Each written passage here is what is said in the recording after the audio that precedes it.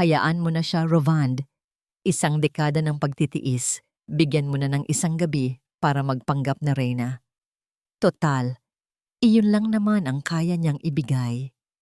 Ang bawat salita mula sa bibig ni Doña Esmeralda ay tila maliliit na bubog ng yelo na tumusok sa aking pandinig, nanuot hanggang sa kaibuturan ng aking kaluluwa. Nakatayo ako sa likod ng bahagyang nakaawang na pinto ng aming silid-aklatan, kung saan ang anino ng malaking estante ng mga libro ang nagsisilbi kong kanlungan. Sa aking mga kamay, hawak ko ang isang pares ng itim na sapatos na katad, ang paboritong sapatos ni Rovand.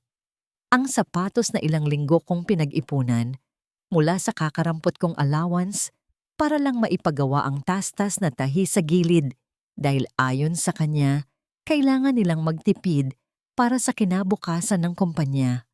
Ang lumang pamunas ay bumagsak mula sa aking nanginginig na kamay. Hindi ito lumikha ng malakas na ingay sa makapal na karpet. Ngunit sa loob ng aking dibdib, may isang bagay na gumuho na ang dagundong ay sapat na para mabasag ang buo kong pagkatao. Napatingin ako sa sarili kong mga palad. Bahagyang magaspang dahil sa walang katapusang gawaing bahay, may mga kalyo sa dulo ng mga daliri mula sa paghahardin sa bakuran dahil iyon ang tanging bagay na nagbibigay sa akin ng kapayapaan sa malaking bahay na ito. Ang mga kamay na ito, na walang sawang nag-aruga sa kanya at sa aming anak, ay simbolo pala ng aking kawalang halaga sa kanyang mga mata. Isang dekada ng pagtitiis. Hindi isang dekada ng pagmamahal, ng pagsasama, ng pagbuo ng pamilya, pagtitiis. Iyon lang pala ang tingin nila sa lahat ng isinakripisyo ko. Huminga ako ng malalim, pinilit na pakalmahin ang nagwawalang unos sa aking dibdib. Hindi ako maaaring magpakita ng kahinaan. Hindi ngayon. Dahil sa kabilang kwarto, isang maliit na anghel ang naghihintay sa kanyang ina.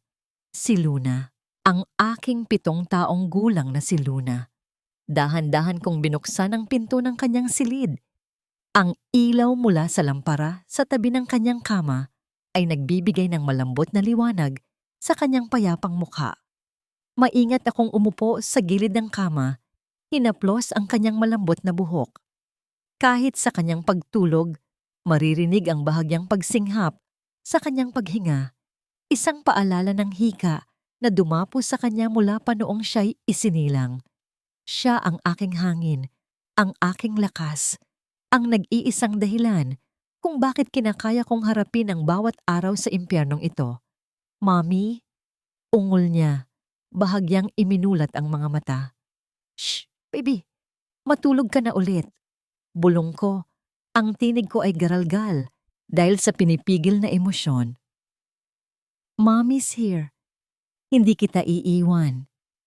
Hinalikan ko siya sa noo at kinumutan siyang mabuti.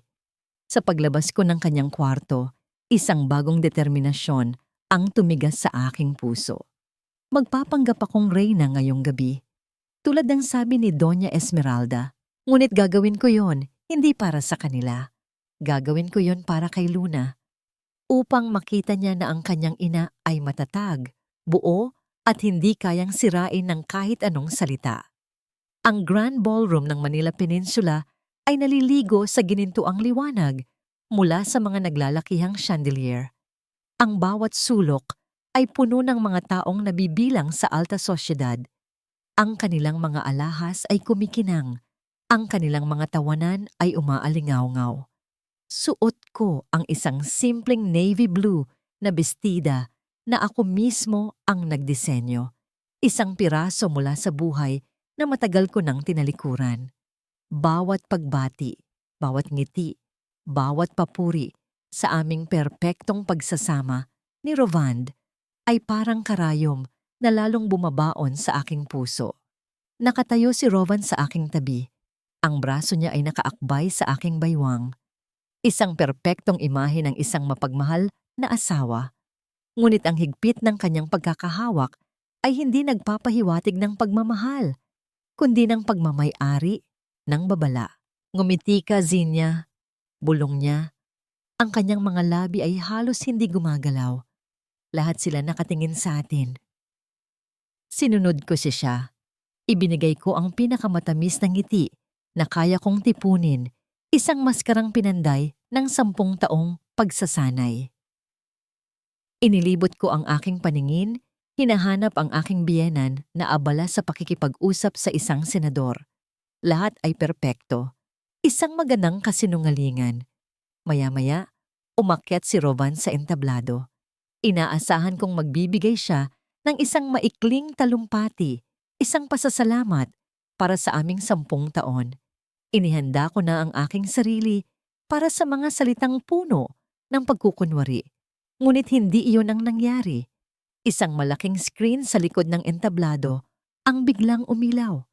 Hindi ito nagpakita ng mga larawan naming dalawa, ng aming kasal, o ng mga alaala ng nakalipas na dekada. Sa halip, lumitaw ang isang live feed mula sa isang news channel at doon, sa gitna ng screen, ay si Rovand. Ngunit hindi ito ang Rovand na nasa entablado. Ito ay isang pre-recorded na interview. Katabi niya ang isang babaeng hindi ko kilala, isang batang modelo na nagngangalang Marisol. Ang tiyan nito ay malaki na at halatang nagdadalang tao. Ang mikropono ng host ay itinutok kay Rovand. Mr. Valderrama, isang malaking sorpresa ito sa publiko. Ano ang maipapangako ninyo sa pagsilang ng inyong firstborn, ang tagapagmana ng Valderrama Shipping? Ang Rovand sa screen ay ngumiti. Isang ngiting hindi ko kailanman nakita na ibinigay niya sa akin. Inakbayan niya si Marisol at buong pagmamalaking sinabi, ipinapangako ko sa kanya ang isang buong pamilya. Isang pamilyang matatag, totoo, at binuo sa pagmamahalan. Ang nararapat na pamilya para sa nag-iisang tagapagmana ng pangalan at dugo ng mga Valderrama. Ang buong ballroom ay nabalot ng isang nakabibinging katahimikan. Ang lahat ng mga mata na kanina lamang ay puno ng paghanga ay ngayon ay nakatutok sa akin. Puno ng awa, ng panghuhusga, ng tsismis. Ang mga ilaw mula sa mga kamera ng mga mamamahayag na naroroon ay sunod-sunod na kumislap, sumilaw sa aking mga mata. Bawat isa ay tila isang dagitab na pumapaso sa aking balat. Naramdaman kong umikot ang aking paningin. Ang mga bulungan sa paligid ay naging isang ugong na walang kahulugan. Sa gitna ng entablado, nakatayo ang aking asawa, ang ama ng aking anak, na may ngiti sa labi habang pinapanood ang sarili niyang pagwasak sa akin sa harap ng buong mundo. Hindi ito totoo. Ang katahimikan sa loob ng Grand Ballroom ay mas mabigat pa kaysa sa pinakamatinding sigawan. Para akong isang estatwa sa gitna ng isang museo kung saan lahat ng bisita ay biglang huminto para pagmasdan ang isang basag na obra. Ang mga manggiti sa kanilang mga labi ay nanigas, ang mga baso ng champagne ay nanatiling nakabitin sa ere. Ang tanging gumagalaw ay ang paulit-ulit na pagkislap ng mga ilaw mula sa mga kamera. Bawat isa ay nagnanakaw ng isang piraso ng aking dignidad. Hindi ako makahinga. Ang hangin sa aking baga ay tila nagyelo. Sa tabi ko, naramdaman ko ang paghigpit ng kamay ni Rovan sa aking braso. Hindi ito isang haplos ng pagdamay, kundi isang bakal na paghawak, isang utos na walang salita. Hinila niya ako, palayo sa entablado, palayo sa libu-libong matang mapanghusga. Wala akong nagawa, kundi magpatangay. Ang aking mga paa ay tila pag-aari ng ibang tao. Bawat hakbang ay mabigat at walang katiyakan. Habang naglalakad kami sa gitna ng karamihan na tila nagbukas na parang dagat, narinig ko ang mga unang bulungan. Isang lason na unti-unting kumakalat sa hangin. Ang biyahe pauwi ay isang mahabang paglalakbay sa kawalan. Walang nagsalita sa loob ng sasakyan. Tanging ang marahan at malamig na hihip ng aircon ang aking nararamdaman sa aking balat. Nakatingin lang ako sa labas ng bintana. Pinagmamasdan ang mga ilaw ng Makati na mabilis na dumadaan, malabo at walang hugis katulad ng aking kinabukasan. Ang bawat gusali, bawat kalsadang pamilyar sa akin ay tila naging banyaga. Ito ang syudad kung saan binuo ko ang aking mga pangarap. Ang syudad kung saan isinuko ko ang mga pangarap na yon para sa kanya. At ngayon, ito ang syudad na saksi sa aking pagbagsak. Pagdating namin sa mansyon, ang malaking pinto na gawa sa nakara ay naghihintay na bukas. At sa sala, tila isang reynang naghihintay sa pagdating ng isang aliping nagkasala. Nakaupo si Doña Esmeralda. Sa tabi niya, nakatayo si Marisol. Ang mga kamay ay nakahawak sa kanyang malaking tiyan. Ang kanyang mukha ay isang perpektong maskara ng inosenteng pagdurusa. Magaling! Bungad ni Doña Esmeralda. Ang kanyang boses ay malamig at matalim. Nagpanggap ka ngang reyna, Zinia. Isang reyna ng eskandalo. Hindi ako sumagot. Dumiretso ang tingin ko kay Rovand. Naghahanap ng kahit katiting na paliwanag, ng kahit anong bakas ng pagsisisi. Ngunit ang nakita ko lang sa kanyang mga mata ay pagkainis. Pagkainis dahil nasira ang kanyang perpektong plano. Mama, hayaan mo na ako ang kumausap sa kanya, sabi ni Rovand, ngunit hindi siya tumingin sa akin. Para ano pa, Rovand? Para magsinungaling ka na naman, sagot ng kanyang ina. Humarap siya sa akin. Ang kanyang mga mata ay nag-aapoy sa galit. 10 taon, Zinia. 10 taon kitang tiniis sa pamamahay na ito. Tiniis ko ang isang manugang na hindi kayang magbigay ng tunay na tagapagmana. Isang manugang na nagdala lamang ng sakit at kahihiyan sa pangalan ng mga Valderrama. Tumigil ka. Sa wakas ay lumabas ang mga salita sa aking bibig. Ang tinig ko ay mahina, ngunit matatag. Huwag mong isama ang anak ko dito. Isang mapaklang tawa ang kumawala sa mga labi ni Doña Esmeralda.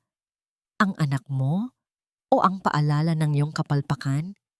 Isang mahinang bata na kailanman ay hindi magiging karapat-dapat sa dugong Valderrama. Tapos na ang pagpapanggap, Zinia. Nakahanap na si Rovand ng isang babaeng kayang gampanan ang tungkulin niya. Isang babaeng magbibigay sa amin ng isang malusog na lalaki. Bawat salita niya ay isang sununtok sa aking sikmura. Naramdaman ko ang pag-akyat ng asido sa aking lalamunan. Gusto kong sumigaw, gusto kong manakit, gusto kong ipagtanggol ang aking anak. Ngunit bago pa ako makapagsalita, nagbigay ng senya si Rovand sa 2 gwardiya na nakatayo malapit sa pinto. Kunin ninyo ang mga gamit niya at ng bata. Utos niya, ang boses ay walang emosyon. Ang mundo ko ay tuluyang gumuho. Ang aking mga tuhod ay nanghina. Rovand, hindi. Hindi mo pwedeng gawin ito sa amin. Sa anak mo. Pagmamakaawa ko, ang mga luha na kanina ko pa pinipigilan ay nagsimula nang bumagsak. Hindi niya ako pinansin. Lumapit siya kay Marisol at inalalayan itong umupo. Iyon ang huling imaheng nakita ko. Ang lalaking pinangakuan ko ng habambuhay na ngayon ay nag-aalay ng kanyang buhay sa iba habang ako ay itinataboy na parang basura. Dinala ng mga guwardya ang aming mga maleta. Nakita ko ang isang maliit na kulay rosas na bag, ang paborito ni Luna, na walang awang ipinatong sa ibabaw ng iba pang gamit. Umakyat ako sa taas. Ang bawat hakbang ay parang may pabigat na 1,000 kilo. Pumasok ako sa kwarto ni Luna at dahan-dahan siyang binuhat mula sa kanyang kama. Nagising siya, kinusot ang kanyang mga mata. Mami, uuwi na po ba si Daddy? Tanong niya. Ang boses ay puno pa ng antok. Hindi ako makasagot. Hindi ako makasagot. Niyakap ko na lamang siya ng mahigpit. Isinubsob ang aking mukha sa kanyang buhok na amoy sanggol. Ang init ng kanyang munting katawan ang nagsilbing aking baluti laban sa lamig na bumabalot sa buong kabahayan. Let's go, baby! Bulong ko. Pinipilit na gawing normal at kalmado ang aking boses. May pupuntahan lang tayo ni Mami. Bumaba ako ng hagdanan. Bawat baitang ay isang pagsubok sa aking katatagan. Sa bawat paghakbang, nararamdaman ko ang mga matang nakatutok sa amin. Ang mapanuring tingin ni Doña Esmeralda. Ang tingin ni Marisol na may halong tagumpay at kunwaring awa. At ang tingin ni Rovand, isang tingin na umiiwas na hindi kayang salubungin ang sakit sa aking mga mata. Pagdating namin sa paanan ng hagdanan, humarang si Rovand, hindi para pigilan kami. May kinuha siya sa kanyang wallet, isang manipis na sobre. Inabot niya ito sa akin. Pera yan, sabi niya. Ang boses ay walang kabuhay-buhay. Para makapagsimula kayo. Hindi ko tinanggap. Ang pag-aalok niya ay hindi isang tulong, kundi isang insulto, isang pinal na pagtataboy. 10 taon ng aking buhay, ang pag-aaruga sa anak namin, ang lahat ng sakripisyo ko, ito ang katumbas. Isang sobrang may lamang papel na kayang bilhin ang lahat, maliban sa dignidad. Hindi namin kailangan yan. Sagot ko. Ang aking mga salita ay tila mga bato na bumagsak sa katahimikan. Habang nilalampasan ko siya, nakita ko si Manang Belen na nakatayo malapit sa pintuan. Ang kanyang mga mata ay namumugto. Sa aming pagdaan, mabilis niyang hinawakan ang aking kamay. May isang bagay na maliit at matigas na ipinasok siya sa aking palad. Isang mabilis na pisil, isang tingin na puno ng kahulugan. Iyon lang. Itinago ko ito sa aking bulsa nang hindi tinitingnan. Nang makalabas kami ng pinto, ang malamig na hangin ng gabi ang sumalubong sa amin. Ang aming mga gamit ay nakatambak sa basang semento ng driveway, tila mga basura na naghihintay na kolektahin. Ang langit na kanina'y tahimik ay nagsimula nang magbuhos ng ulan.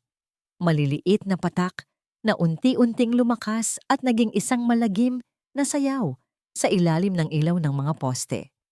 Binalot ko si Luna ng aking coat, pinoprotektahan siya mula sa lamig at sa tanawing hindi niya dapat makita. Ang mabigat na bakal na tarangkahan ay dahan-dahang nagsara sa aming likuran. Ang tunog ng pagbagsak nito ay isang pinal na hatol. Ito na. Tapos na. Nakatayo ako sa labas ng mga pader na minsan kong tinawag na tahanan. Yakap ang nag-iisang yaman na natitira sa akin. Ang ulan ay bumubuhos ng walang tigil. Binabasa ang aking buhok, ang aking damit. Ngunit hindi nito kayang hugasan ang sakit at kahihiyan na nadarama ko. Inangat ni Luna ang kanyang ulo mula sa aking balikat. Mami, bakit po tayo nasa labas? Umuulan po. Tumingala ako sa mansyon na ngayon ay tila isang dambuhalang halimaw na may mga matang nagliliwanag. Sa isa sa mga bintana sa itaas, nakita ko ang anino ni Rovand, nakatayo, nanonood. Paano ko ipapaliwanag sa isang bata na ang tahanan ninyo ay hindi na sa inyo, na ang ama na kanyang hinahangaan ay ang mismong nagtulak sa amin palabas sa unos? Saan ko kami dadalhin ngayong gabi? Ang sahig ay malamig sa mga paa. Ang kumot sa ibabaw ng kama ay manipis at bahagyang magaspang, malayo sa malalambot na linen na kinasanayan namin. Ngunit para kay Luna, napagod na sa maghapong emosyon, ito ay sapat na. Maingat ko siyang inihiga, hinubad ang kanyang medyas na basa at kinumutan siya ng aking coat. Mommy, did I do something bad? Tanong niya. Ang kanyang mga mata ay halos nakapikit na sa antok. Is Lola Esmeralda angry at me? Ang tanong niya ay isang punyal na bumaon ng diretso sa aking puso. Umupo ako sa tabi niya at hinaplos ang kanyang pisngi. No, my love, never. You are the best thing that ever happened to me. To us. Pilit kong pinatatag ang aking boses. Matulog ka na. Paggising mo, everything will be better. Isang kasinungalingan, isang pangakong hindi ko alam kung paano tutuparin. Ngunit sa mga sandaling iyon lang ang kaya kong ibigay sa kanya. Hinintay ko siyang makatulog ng mahimbing, ang kanyang paghinga ay unti-unting pumayapa. Nang makasiguro akong tulog na siya, dahan-dahan akong tumayo at pumasok sa maliit na banyo. Ang amoy ng panlinis ay mas matapang dito. Humarap ako sa salamin na may lamat sa isang gilid. Ang babaeng nakatingin pabalik sa akin ay hindi ko na halos makilala. Ang kanyang buhok ay basa at magulo. Ang kanyang mga mata ay namumugto at walang buhay. Ang kanyang mamahaling bestida ay lukot at may bahid ng putik. Ito na ba ako? Ang babaeng minsang nanguna sa kanyang klase sa arkitektura? Ang babaeng may matatayog na pangarap? Ito na ba ang naging kapalit ng pag-ibig? Bigla kong naalala ang bagay na iniabot sa akin ni Mana ng Belen. Kinuha ko ito mula sa aking bulsa. Isang maliit at luma ng susi na gawa sa tanso. Hindi ito susi ng alinmang pinto sa mansyon. Pamilyar ang bigat at hugis nito sa aking palad. At bigla, bumalik ang lahat. Ito ang susi sa maliit na studio sa likod ng hardin ng mansyon, ang dati kong mundo. Isang maliit na cottage na ginawa kong personal na opisina noong bago pa lang kaming ikasal ni Rovand. Doon nakatago ang lahat ng mga blueprint ko, ang mga libro ko, ang mga pangarap na ipinatago niya sa akin dahil hindi na nababagay sa isang Mrs. Valderrama. Isang lugar na matagal nang nalimutan ng lahat, pati na rin ako. Hinawakan ko ang susi ng mahigpit. Ang malamig na metal ay tila nagbigay ng kuryente sa aking nanlalamig na katawan. Hindi ito isang ordinaryong susi. Ito ay isang paalala. Isang paalala ng kung sino ako bago ako naging asawa niya, bago ako naging manugang nila, bago ko isinuko ang aking sarili para sa isang pamilyang hindi naman pala tunay. Tumingin akong muli sa salamin. Ang lamat ay naroon pa rin, ngunit sa pagkakataong ito, hindi na ang basag na refleksyon ko ang nakikita ko. Nakikita ko ang apoy na nagsisimulang mag-alab sa likod ng aking mga mata. Ang paghihirap ay naroon pa rin. Ang sakit ay sariwa pa. Ngunit may bago nang isinilang sa gabing ito. Isang galit na matagal kong kinimkim. Isang determinasyon na pinanday ng pagtataksil. Kinuha nila ang aking tahanan. Hinubaran nila ako ng dignidad sa harap ng lahat. Ininsulto nila ang nag-iisa kong anak. Akala nila ay tapos na. Akala nila ay nasira na nila ako. Hindi nila alam. Ang gabing ito ay hindi ang katapusan. Ito pa lang ang simula. Ang liwanag ng araw na sumisilip sa manipis at maruming kurtina ang gumising sa akin. Sa isang saglit, kinalimutan ng aking isipan ang lahat at inasahan kong mararamdaman ang lambot ng Egyptian cotton na kumot at ang amoy ng kapeng inihahanda ni Manang Belen. Ngunit ang bumungad sa akin ay ang amoy kulob ng silid at ang magaspang na kumot na halos hindi nakapagbigay ng init buong magdamag. Bumangon ako ng dahan-dahan, pinipilit na huwag gisingin si Luna. Ang sakit ng aking likod ay isang matinding paalala ng kama na aming tinulugan. Dumiretso ako sa bintana at bahagya itong binuksan. Ang ingay ng syudad sa umaga, ang magulong musika ng mga busina ng sasakyan, ang sigawan ng mga nagtitinda sa bangketa ay sumalubong sa akin. Isang mundong matagal ko nang hindi naging bahagi. Mula sa bintana ng aming mansyon sa Makati, ang tanawin ko ay isang malawak at perpektong hardin. Dito, ang tanawin ko ay ang likod ng isang gusaling puno ng mga sampayan. Pagbalik ko ng tingin sa loob, nakita kong gising na si Luna. Nakaupo siya sa kama, yakap ang kanyang mga tuhod, ang kanyang mga mata ay puno ng pagkalito. "Mommy, where are we?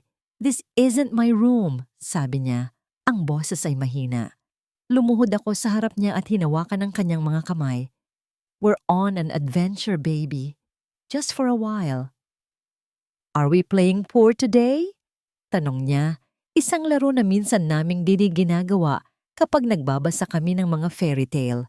Ang kanyang inosenteng tanong ay tila isang kutsilyong humiwa sa aking puso. Ngumiti ako, isang nangiting pilit at nanginginig. "Something like that, my love. And the first rule of our adventure is that we have to be very brave. Can you do that for mommy?" Tumango siya.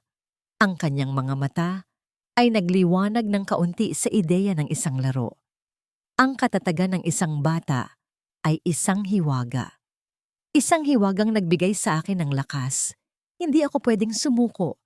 Hindi para sa kanya. Pagkatapos naming kumain ng tinapay at keso na nabili ko sa isang maliit na tindahan sa ibaba, alam kong hindi kami maaaring manatili sa lugar na yon. Ang bawat oras na lumilipas ay panganib. Kailangan ko ng isang lugar na ligtas para kay Luna. Isang lugar na matatawag naming amin kahit pansamantala. Gamit ang natitirang pera sa aking pitaka, naghahanap ako ng isang maliit na apartment na paupahan, isang lugar na malayo sa Makati, malayo sa mundo ng mga Valderrama. Natagpuan ko ang isa sa isang lumang gusali sa Quezon City. Ang apartment ay maliit. Halos kasinlaki lang ng walk-in closet ko dati. Mayroon itong isang silid, isang maliit na banyo, at isang sala na nagsisilbi na ring kusina. Ang amoy ng bagong pintura ay naghahalo sa alikabok, at ang tanging bintana ay nakaharap sa isang pader na ladrilyo. Ngunit malinis ito, at higit sa lahat, abot kaya. Habang inaayos namin ang iilang damit, nadala namin sa loob ng isang lumang aparador na iniwan doon.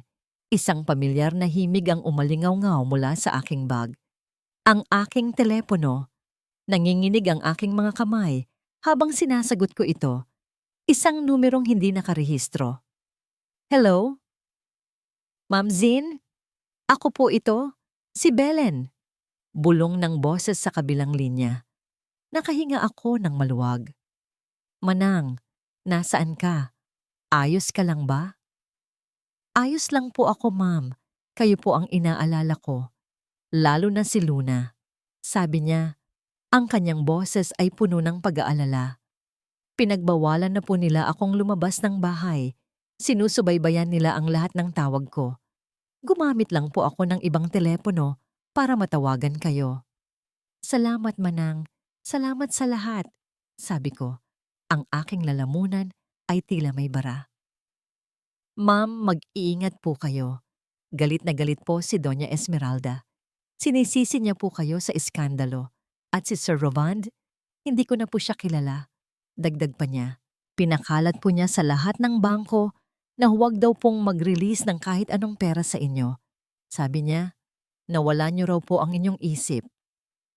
Ang balita ay parang isang suntok na nagpahangin sa akin. Napatunggo ako sa pader para suportahan ang aking sarili. Hindi lang niya kami itinaboy. Hindi lang niya ako inalisan ng dignidad. Tinitiyak niyang wala akong kahit anong paraan para mabuhay, para makabangon. Gusto niyang pulubihin ako, sirain ang aking pangalan, hanggang sa wala akong pagpipilian, kundi ang bumalik at lumuhod sa kanyang paanan. Ma'am Zin, andyan pa po ba kayo? Oo, Manang. Nandito pa ako. Sagot ko. Ang aking boses ay isang mahinang bulong.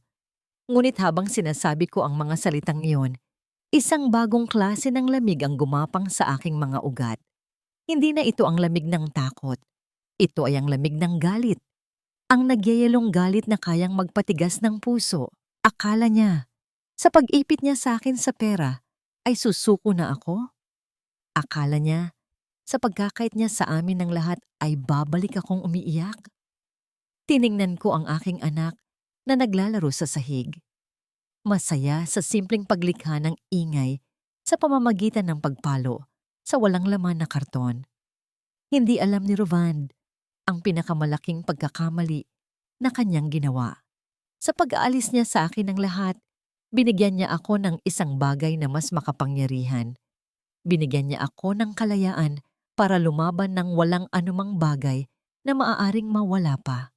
Kinabukasan, iniwan ko si Luna sa pangangalaga ng matandang kapitbahay na si Aling Nena, isang babaeng may malalambot na mata at pusong handang tumulong.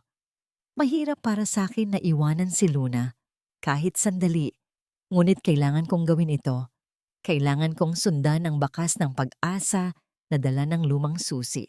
Ang biyahe pabalik sa mansyon ng Valderrama ay tila isang paglalakbay sa nakaraan, ngunit ang tanawin sa labas ng bintana ay hindi na ang dating nagbibigay sa akin ng kapayapaan. Bawat pamilyar na kanto, bawat tindahan na aming madalas puntahan, ay tila may anino ng pagtataksil. Naramdaman ko ang pagbilis ng tibok ng aking puso habang papalapit kami. Ngunit sa pagkakataong ito, hindi takot ang aking nararamdaman, kundi isang malamig na determinasyon. Naglakad ako ng patago sa likod ng malawak na hardin ng mansyon, lumayo sa pangunahing gate at sa mga mata ng mga gwardiya. Ang damuhan ay basa pa sa hamog at ang amoy ng sariwang lupa ay tila nagpapaalala sa akin ng mga panahong naghahardin ako dito. Inilalabas ang aking mga hinanakit sa bawat damong binubunot. Narating ko ang isang liblib na sulok kung saan nakatayo ang isang maliit na istruktura na halos nababalutan na ng mga gumagapang na baging, ang aking lumang studio. Ang susi ay lumapat ng perpekto sa luma at kinakalawang na trangka. Sa isang marahang pagpihit, bumukas ang pinto. Lumikha ng isang mahinang ingay na halos hindi marinig sa gitna ng katahimikan ng umaga. Ang loob ng studio ay puno ng alikabok at amoy luma. Ang mga sapot ng gagamba ay nakabitin mula sa kisame. Ang mga blueprints sa aking drafting table ay nanatiling nakalatag. Bahagyang naninilaw na ang mga gilid, tila isang panaginip na naputol. Ang mga architectural na libro ay nakasalansan pa rin sa mga estante. Ang kanilang mga pahina ay naghihintay na muling buksan. Ito ang aking santuwaryo. Ang lugar kung saan ako naging ako, bago ako naging Mrs. Valderrama. Hinaplos ko ang gilid ng aking drafting table, naramdaman ang lamig ng bakal. Sa ilalim ng mesa, may isang maliit na drawer na may sariling susi.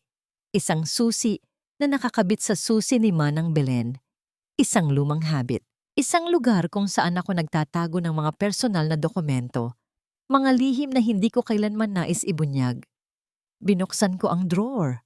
Sa loob, kasama ng ilang lumang sketches at mga larawan ng aking mga pangarap, ay may isang makapal na folder na hindi ko matanda ang inilagay doon. Ang label nito ay Dummy Project, Malampaya. Ang pangalan ay agad na nagpabilis sa aking tibok ng puso. Malampaya. Iyon ang pangalan ng proyekto na minsan kong narinig na binabanggit ni Rovand sa kanyang mga tawag sa telepono. Isang proyekto na tila kinikim-kim niya, ngunit hindi ko kailanman naunawaan ang tunay na lalim. Dahan-dahan kong binuklat ang folder. Ang unang pahina ay isang detalyadong diagram ng isang port construction sa Palawan. Ngunit habang binabasa ko ang mga sumunod na pahina, ang mga numero, ang mga pangalan ng kumpanya, ang mga transaksyon, unti-unti kong naunawaan ang lason na nakatago sa likod ng magandang balat ng Valderrama Shipping. Hindi ito isang simpleng port construction. Ito ay isang detalyadong plano para sa money laundering at illegal smuggling ng mga antique. Ang bawat linya, bawat figure ay isang patunay ng kanilang korupsyon. Nanginginig ang aking mga kamay habang binabasa ko ang bawat detalye. Ito ang lihim na matagal nang pinoprotektahan ni Rovand at ng kanyang ina. Ito ang tunay na pundasyon ng kanilang imperyo. Hindi ang integridad, kundi ang kasakiman. At pagkatapos, sa pinakahuling pahina, may isang maliit na folder na may label na Internal Investigation, Evangelista Accident. Ang aking pangalan. Naramdaman ko ang paglamig ng aking dugo. Ito ay hindi tungkol sa mga negosyo. Ito ay tungkol sa akin. Binuklat ko ang folder. Mga litrato ng aking sasakyan pagkatapos ng aksidente. Mga ulat ng pulisya. At isang nakasulat na pahayag mula sa isang dating empleyado ng Valderrama na umamin na sinabotahe ang preno ng aking sasakyan sa utos ni Doña Esmeralda. Ang dahilan? Hindi dahil sa kawalan ko ng anak, kundi dahil sa isang matandang manghuhula na sinabihan si Doña Esmeralda na ako raw ay isang sumpa sa kanilang pamilya, isang masamang bituin na sisira sa kanilang mga supling. kaya niya ako ipinagiba dahil naniniwala siyang ako ang dahilan ng pagiging sakitin ni Luna. Ang bawat salita ay isang apoy na sumunog sa aking pagkatao. Ang aking mundo ay gumuho sa isang segundong pagbabasa. Hindi isang aksidente, hindi isang tadhana. Ito ay isang sinadyang pagtatangka sa aking buhay at ang sakit na nadama ko ay hindi lamang para sa akin. Para ito kay Luna, ang aking anak. Ang dahilan kung bakit niya ako tinangkang patayin. Ang dahilan kung bakit niya ako kinamuhian ay dahil sa aking anak. Isang lumang litrato ang nahulog mula sa folder. Litrato ng isang lalaking pamilyar sa akin. Si Ginoong Santillan, ang ama ni Inigo. Naalala ko ang araw na yon, ang aksidente sa construction site, ang aking desisyon na iligtas siya. Kahit nalabag sa utos ni Doña Esmeralda na huwag makialam sa mga walang kwentang buhay. Dahil sa desisyon kong yon, muntik akong mapahamak sa mga Valderrama. Ang lahat ay nagkaroon ng kahulugan ngayon. Ang lahat ng paghihirap, ang lahat ng pagtataksil, ang lahat ng kasinungalingan. Wala na akong pagpipilian. Hindi na ito tungkol sa akin. Ito ay para kay Luna, para sa lahat ng sakit na dinanas niya, sa lahat ng insulto, sa lahat ng banta sa kanyang buhay. Tumayo ako mula sa aking drafting table. Ang aking mga kamay ay mahigpit na nakahawak sa mga dokumento. Ang studio na ito, na minsan ay sumisimbolo sa aking mga pangarap, ay ngayon ay naging silid ng aking muling pagsilang. Ang alikabok sa hangin ay tila nagmistulang kinang ng ginto sa ilalim ng sinag ng araw. Hindi ako susuko, hindi ako luluhod. Ako si Zinya Evangelista. At sisiguraduhin kong magbabayad sila hindi lang para sa akin, kundi para sa bawat butil ng luha na ibinuhos ng aking anak. Ang mga dokumento na nakakalat sa ibabaw ng maliit na lamesa sa apartment ay tila mga sulo na nagliliwanag sa dilim ng aking nakaraan. Bawat pahina ay isang saksing tahimik sa mga kasinungalingan, sa mga pagtataksil, sa mga kasalanang inilibing ng matagal. Hindi na ako ang babaeng umiiyak sa ilalim ng ulan, naghahanap ng kanlungan. Ako ngayon ang babaeng may hawak ng mga ebidensya, ang babaeng handang makipaglaban. Para sa'yo, Luna. Bulong ko. Hinaplos ang larawan ng aking anak na nasa aking wallet. Ang kanyang payapang mukha sa pagtulog ay ang nag-iisang dahilan kung bakit hindi ako sumuko. Siya ang aking pag-asa, ang aking gasolina. Ang dahilan kung bakit ang dating mapagmahal kong puso ay ngayon ay nababalutan na ng yelo at galit. Kailangan ko ng tulong. Hindi ko ito kayang gawin mag-isa. Ang mga Valderrama ay isang dambuhalang may malalim na ugat sa lipunan. Kailangan ko ng isang tao na kasing talas ng aking mga pangarap. Isang tao na kayang makipagsabayan sa kanilang impluwensya. At ang pangalan ni Inigo Santillan ang tanging pumasok sa aking isipan. Ang lalaking minsang nagkaroon ng malaking bahagi sa isang bahagi ng aking nakaraan na hindi ko kailanman nais ibalik. Gamit ang isang lumang telepono na binili ko sa isang murang tindahan, hinanap ko ang contact details ng kanyang law firm. Ang pangalan niya ay madali lang hanapin. Sikat si Inigo sa kanyang mga kaso sa human rights.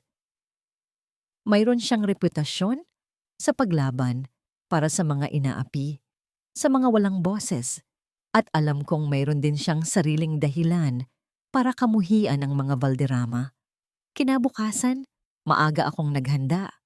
Isinusuot ko ang pinakamahusay kong damit, isang lumang itim na damit na minsang isinuot ko sa isang business gala, na ngayon ay nangangamoy na ng alikabok at naisipan kong labhan sa kamay. Hindi na ako ang dating Zinya. Ang aking panlabas na anyo ay nagbago. Ngunit ang aking kaluluwa ay mas matigas, mas matalim. Iniwan kong muli si Luna kay Aling Nena at sumakay ako ng jeep patungo sa Makati. Bawat kanto na dinadaanan namin ay nagpapaalala sa akin ng pagkakaiba ng aming mga mundo. Ang maruruming upuan ng jeepney, ang usok mula sa kalsada, ang maingay na musika, lahat ay taliwas sa dating buhay ko na nasa likuran ng tinted na bintana ng aming mamahaling sasakyan. Ngunit ngayon, mas malaya ako. Mas nakikita ko ang tunay na pulso ng buhay. Pagdating ko sa gusaling kung saan nakabase ang opisina ni Inigo, naramdaman ko ang kaba sa aking dibdib. Ang matayog na gusali ay gawa sa salamin at bakal, sumasalamin sa asul na langit. Ang lobby ay tahimik. Ang bawat hakbang ko sa makintab na sahig ay lumikha ng isang mahinang ingay. Sinabi ko sa receptionist ang aking pangalan at ang aking layunin. "May appointment po ba kayo, ma'am?" Tanong ng receptionist. Ang kanyang boses ay formal. "Wala, ngunit pakisabi na lang kay Mr. Santillan na may dala akong impormasyon tungkol sa Valderrama Shipping at tungkol sa kanyang ama," sabi ko. Ang aking boses ay kalmado ngunit may bigat. Isang matagal na katahimikan ang bumalot sa aming dalawa. Ang receptionist ay tumingin sa akin nang may pagdududa, ngunit ang banggit ko sa pangalan ng Valderrama at ng ama ni Inigo ay tila nagpabago sa kanyang ekspresyon. Pagkatapos ng ilang sandali, kinuha niya ang telepono at bumulong ng ilang salita. Hindi nagtagal, isang lalaking matangkad at may seryosong mukha ang lumabas mula sa isang opisina. Si Inigo. Ang kanyang tindig ay matatag, ang kanyang mga mata ay matalas, at ang kanyang mukha ay walang emosyon. Mas matangkad siya sa aking naaalala at mas matalas ang dating. "Miss Evangelista," bati niya. Ang kanyang boses ay malalim at formal. "Sumama po kayo sa akin." Naglakad ako sa likuran niya. Ang aking puso ay bumibilis ang tibok. Pumasok kami sa isang maluwag na opisina na punong-puno ng mga libro at legal na dokumento. Ang amoy ng kape at lumang papel ay pumuno sa hangin. Umupo siya sa kanyang upuan at nagbigay siya ng senya sa akin na umupo sa silya sa kanyang harapan. Ang kanyang mga mata ay nakatutok sa akin, naghihintay. Kinuha ko ang folder mula sa aking bag at maingat na inilagay sa ibabaw ng kanyang lamesa. Itinulak ko ito patungo sa kanya. "Alam kong may galit ka sa mga Valderrama, Inigo." Simula ko, ang aking boses ay hindi nanginginig. Pero ang hawak kong ito ay hindi lang tungkol sa kanila. Ito ay tungkol din sa atin. Ito ay tungkol sa aksidente ko at sa kung ano ang totoong nangyari sa iyong ama. Walang pagbabago sa ekspresyon ng kanyang mukha. Ngunit ang kanyang mga mata ay nanatiling nakatutok sa folder. Dahan-dahan, kinuha niya ito. Binuklat niya ang pahina at ang kanyang mga mata ay nagsimulang magbasa. Bawat linya na binabasa niya, tila may isang anino na gumagalaw sa ilalim ng kanyang matigas na ekspresyon. Nang makarating siya sa pahina tungkol sa internal investigation, Evangelista accident, huminto ang kanyang mga mata. At pagkatapos, sa pinakahuling pahina, ang pahayag ng dating empleyado na nagbunyag sa utos ni Doña Esmeralda na sabotahehin ang aking sasakyan. Inangat niya ang kanyang tingin sa akin. Ang kanyang mga mata ay ngayon ay puno ng isang matinding galit na matagal nang nakatago. "Zinnia, anong ibig sasabihin nito?" Tanong ni niya. Ang kanyang boses ay isang mahinang bulong, ngunit puno ng nagbabantang apoy. Ang apoy sa mga mata ni Inigo ay hindi lamang galit. Ito ay isang sakit na matagal nang inilibing, isang sugat na muling binuksan. Naramdaman ko ang paglamig ng aking mga kamay, ngunit hindi ako bumitaw sa kanyang tingin. Ito ang sandaling pinakahihintay ko. Ang sandali kung kailan ang katotohanan ay tuluyang malalantad. "Inigo, maupo ka," sabi ko. Ang aking boses ay kalmado sa kabila ng unos na nagaganap sa loob ko. "Kailangan mong marinig ang lahat. Simula pa lang ito ng kanilang mga kasalanan." Ibinagsak niya ang folder sa mesa. Ang tunog nito ay tila isang malakas na protesta sa katahimikan. Umupo siya. Ang kanyang likod ay matigas. Ang kanyang mga kamao ay nakakuyom. Huminga siya ng malalim. Pilit na pinapakalma ang kanyang sarili. Sige, Zinia, sabihin mo. Sabihin mo ang lahat. Utos niya. Ang bawat salita ay puno ng paghihinakit. Sinimulan kong isalaysay ang lahat. Ang pagtataksil ni Rovand, ang panlalait ni Doña Esmeralda, ang kanilang pagtataboy sa akin at kay Luna. Pagkatapos, ipinaliwanag ko ang tungkol sa dummy project, Malampaya, ang detalyadong plano ng kanilang money laundering at illegal smuggling. Habang nagsasalita ako, pinagmamasdan ko ang bawat pagbabago sa kanyang ekspresyon. Ang kanyang mga mata ay lumaki sa bawat bagong impormasyon. Ang kanyang panga ay tumitigas. Ang aksidente ko. Hindi iyon dahil sa pagiging walang anak. Tulad ng lagi nilang isinasaksak sa akin. Patuloy ko, ang aking boses ay bahagyang nanginginig. Plinano iyon ni Doña Esmeralda. Dahil may manghuhula raw na nagsabi sa kanya na ako ang magiging sumpa sa kanilang pamilya. Na ako ang magbibigay sa kanila ng mahinang supling. Iyon ang dahilan kung bakit niya sinabotahe ang aking sasakyan. Tiningnan niya ang larawan ni Luna na aking inilabas mula sa wallet. Ang kanyang mga mata ay lumambot ng kaunti. At ang aking ama? Tanong ni naman niya. Ang kanyang boses ay isang mahinang bulong. Anong koneksyon ni Papa dito? Inabot ko sa kanya ang pahina tungkol sa internal investigation, Evangelista accident. Itinuro ang bahagi kung saan nabanggit ang pangalan ng kanyang ama. Natuklasan ko ang koneksyon sa pagitan ng Valderrama Shipping at sa ilegal na paggamit ng mga subcontractor sa proyekto na kinasangkutan ng iyong ama. Paliwanag ko. Ang mga Valderrama ang nagpapahirap sa mga kumpanya. Pinipiga ang mga ito hanggang sa malugi. Ang iyong ama, na biktima siya ng kanilang kasakiman, ang kanyang kaso ay inilibing nila kasama ng maraming iba pa upang pagtakpan ang kanilang mga iligal na gawain. Ang aking aksidente, Inigo, ay nangyari ilang araw matapos kong pigilan ang isang Valderrama na makialam sa operasyon ng rescuer upang iligtas ang iyong ama.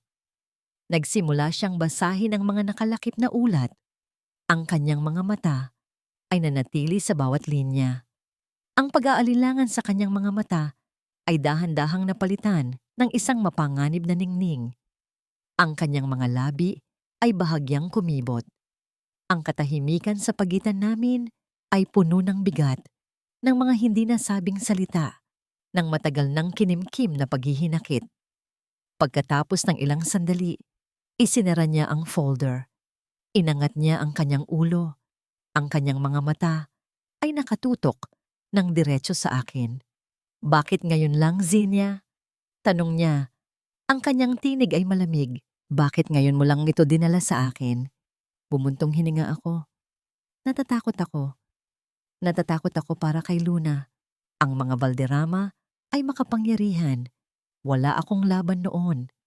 Ang tanging dahilan kung bakit ako nanatili sa pamamahay na yon ay upang masiguro ang kaligtasan at kalusugan ng aking anak. Ngunit ngayon, wala na akong mawawala at hindi ko na kayang tiisin ang pagpapanggap na lahat ay ayos lang. Nagkaroon ng mahabang katahimikan. Ang tunog ng mga papel na pinaglalaruan niya sa kanyang mga daliri, ang tanging naririnig. Tiningnan ko siya, naghihintay. Nagbabaka sakali. Sa wakas, nag-angat siya ng tingin. Ang galit ay naroon pa rin, ngunit may kasama ng pag-unawa at isang matinding determinasyon. Utang na loob, bulong niya, ang kanyang tingin ay matalim. Naalala ko pa, ikaw ang nagpilit na iligtas ang aking ama. Labag sa kanilang utos. Hindi ko yon kinalimutan. Iyon ang salitang hinintay ko. Ang utang na loob, ang koneksyon na higit pa sa batas, higit pa sa paghihiganti. Ano ang plano mo, Zinia? Tanong niya. Ang kanyang boses ay seryoso. Inilatag ko ang aking mga ideya, ang paggamit sa aking kaalaman sa arkitektura, ang paglikha ng isang pekeng proyekto na magpapalabas sa Valderrama Shipping na namumuhunan sa isang bagay na may mataas na kita ngunit may malaking panganib. Ang paggamit sa kanilang kasakiman laban sa kanila. Ang pagpapabagsak sa kanilang imperyo mula sa loob. Pero, paano mo gagawin yan? Wala kang access, wala kang pondo. Tanong niya, ang kanyang noo ay nakakunot. Mayroon akong pinakamahalagang access, Inigo. Alam ko ang kanilang paraan ng pag-iisip. Alam ko ang kanilang kahinaan. At meron akong mga dokumento na ito, sabi ko, tinapik ang folder. At sa tulong mo, magkakaroon ako ng boses, magkakaroon ako ng lakas. Hindi ko kailangan ng kanilang pera. Ang kailangan ko ay ang hustisya at kapayapaan para sa anak ko. Tinitigan niya ako ng matagal, tila sinusuri ang bawat piraso ng aking pagkatao. Naramdaman ko ang pagiging seryoso ng sandaling iyon. Hindi na ito laro. Ito ay isang digmaan. Sa wakas, tumayo siya. Lumapit siya sa bintana. Pinagmamasdan ang nagmamadaling syudad. Ang kanyang likod ay matigas. Ang kanyang mga balikat ay malapad. Sige, Zinia, sabi niya. Ang kanyang tinig ay malalim at may bigat. Tutulungan kita, hindi lamang para sa utang na loob, kundi para sa hustisya. Ang mga Valderrama ay matagal nang gumagapang sa dilim. Panahon na para mailantad sila sa liwanag. Lumingon siya sa akin. Ang kanyang mga mata ay nagpapakita ng isang pangako na kasing tigas ng bakal. Ihanda mo ang iyong sarili, Zinia. Ito ay hindi magiging madali. Gaganti sila. At kailangan nating maging handa. Alam ko, handang-handa na ako. Ang opisina ni Inigo ay naging aming lihim na kuta, isang lugar kung saan ang mga pader ay tila may kakayahang magtago ng pinakamadilim na balakin at pinakamatinding pag-asa. Buong maghapon kami roon, nakaharap sa malawak na mesa, nakakalat ang mga dokumento na naglalaman ng mga kasinungalingan at pagtataksil ng mga Valderrama. Ang bawat papel ay tila isang piraso ng isang malaking jigsaw puzzle at kami ang magsasama-sama upang makita ang buong larawan. Kailangan nating maging maingat. Zinia, sabi ni Inigo, ang kanyang boses ay malalim habang tinitignan ang isang lumang ledger. Ang mga Valderrama ay hindi lamang mayaman. Mayroon din silang mga koneksyon sa gobyerno. Ang bawat hakbang natin ay dapat pinagplanuhan ng husto. Alam ko, tugon ko, ang aking tingin ay nakatuon sa isang detalyadong mapa ng Palawan kung saan nakalagay ang lokasyon ng dummy project, Malampaya. Ang mga linyang aking dinisenyo sa isip ko para sa mga proyektong Valderrama ay ngayon ay ginagamit ko laban sa kanila. Naging bahagi ako ng mundong yan, Inigo. Alam ko kung paano sila mag-isip. Ang kanilang kasakiman, ang kanilang pinakamalaking kahinaan. Naglabas ako ng isang lapis at isang notepad. Nagsimulang mag-sketch ng mga ideya. Ang aking kamay ay tila may sariling isip. Gumuhit ng mga hugis, ng mga linya, ng mga istruktura. Matagal ko nang hindi nagawa ito. Ang pakiramdam ng lapis sa papel ay isang pamilyar na ginhawa, isang pagpapaalala sa tunay na ako.